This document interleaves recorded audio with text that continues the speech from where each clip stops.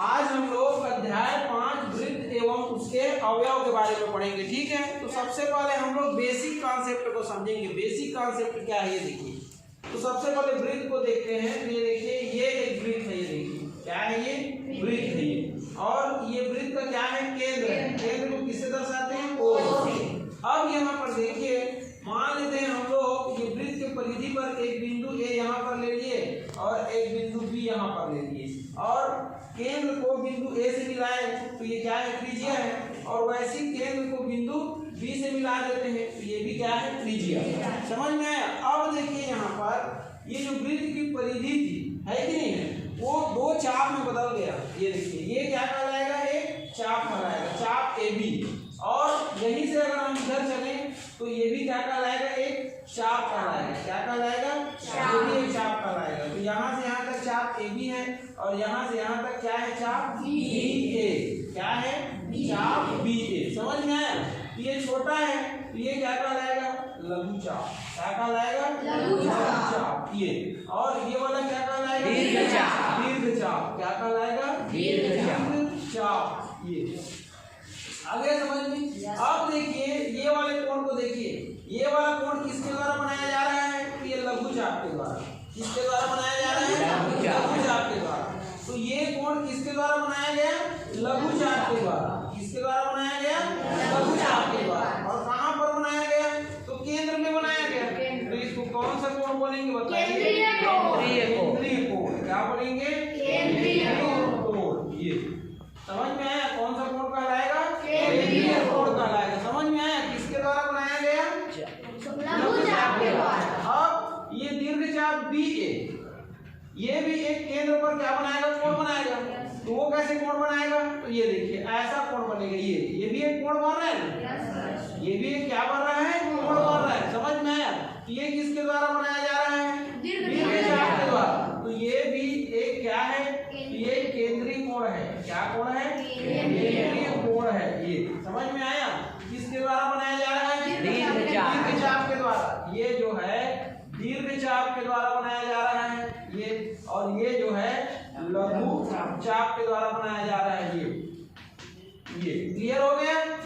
तो ये भी एक केंद्रीय कोण है और ये भी एक केंद्रीय कोण है। ये वाला केंद्रीय कोण दीर्घ चाप के द्वारा बनाया जा रहा है और ये वाला केंद्रीय कोण लघु चाप के द्वारा बनाया जा रहा है। क्लियर है। अब देखिए यहाँ पर एक प्रमेय होता है। प्रमेय क्या है, देखिए ये एक क्या है, ये एक वृत्त है। समझ में आया। अब देखिए इसका केंद्र मान लेते हैं क्या है, ओ है। ठीक है। अब यहाँ पर देखिए ये ए ओ बी, ये क्या है, एक केंद्रीय कोण है। समझ में आया। मान लेते हैं इसके परिधि पर एक बिंदु क्या ले लेते हैं, पी ले लेते हैं और ये ए से इसको क्या कर देते हैं, मिला देते हैं और बी से भी इसको क्या कर देते हैं, मिला देते हैं। समझ में आया। तो यहाँ पर देखिए ये चाप ए बी के द्वारा दो कोण बनाया जा रहा है। समझ में आया। एक कोण ये वाला और एक कोण ये वाला बनाया जा रहा है कि नहीं बनाया जा रहा है। ये कौन सा कोण है, केंद्रीय कोण है। और ये कौन सा कोण है, परिधि का कोण है। समझ में आया। अब ये दोनों में संबंध को देखेंगे तो इसमें क्या संबंध होता है उसको समझिए। तो ये जो परिधि का कोण होता है ना, वो एक केंद्रीय कोण का क्या होता है, आधा होता है। ये कोण आधा होता है, किसका, इसका। समझ में आया। और ये कोण इसका क्या होता है, दुगना होता है। मान लो इसको 30 अंश का दे दिया आपको, ये वाले कोण को, ये कितने का हो जाएगा, 60 अंश का हो जाएगा। आ गया समझ में कि नहीं आया। तो यहाँ पर केंद्रीय कोण और परिधि के कोण में संबंध आपको बताया गया। क्लियर है। इसके बाद देखिए और कुछ होता है इसमें। क्या होता है उसको समझिए। मान लेते हैं, देखिए एक वृत्त लेते हैं अपन। क्या लेते हैं, एक वृत्त लेते हैं। ठीक है। वृत्त कहाँ पर लेते हैं, देखिए इसी को हम मिटा देते हैं। ठीक, क्या कर देते हैं, इसको मिटा देते हैं और एक दूसरे कॉन्सेप्ट को समझते हैं। ये देखिए ये हमारे पास एक वृत्त है।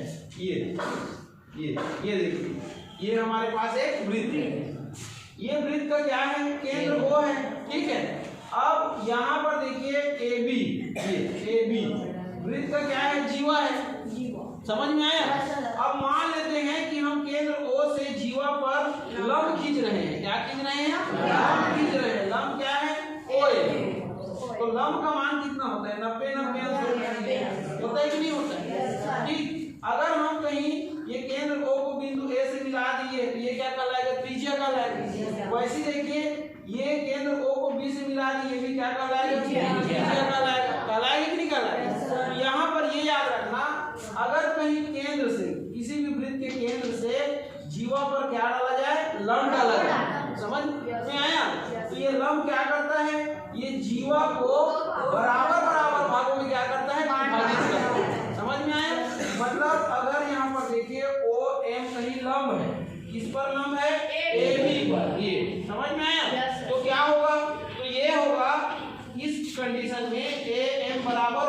किसका, BM का।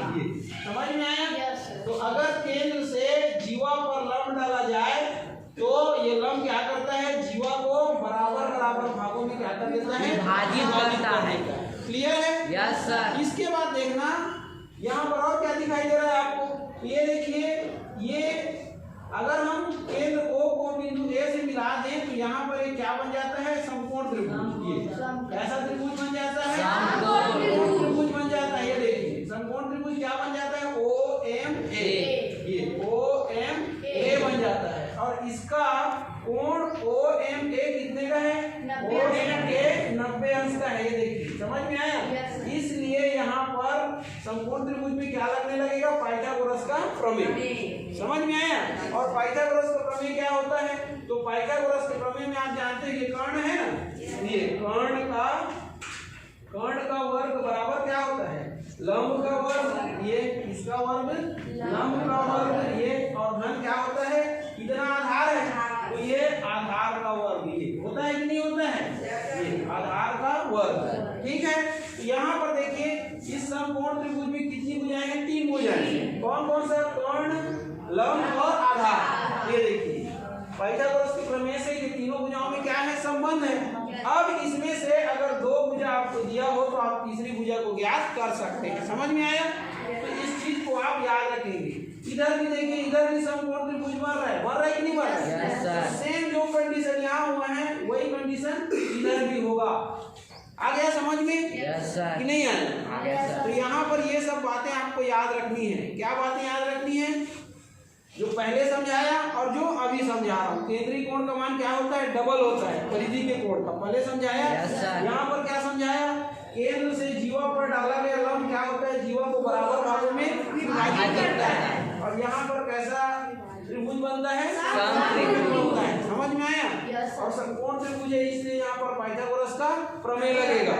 इतना क्लियर है? ठीक, तो इतना आपको समझ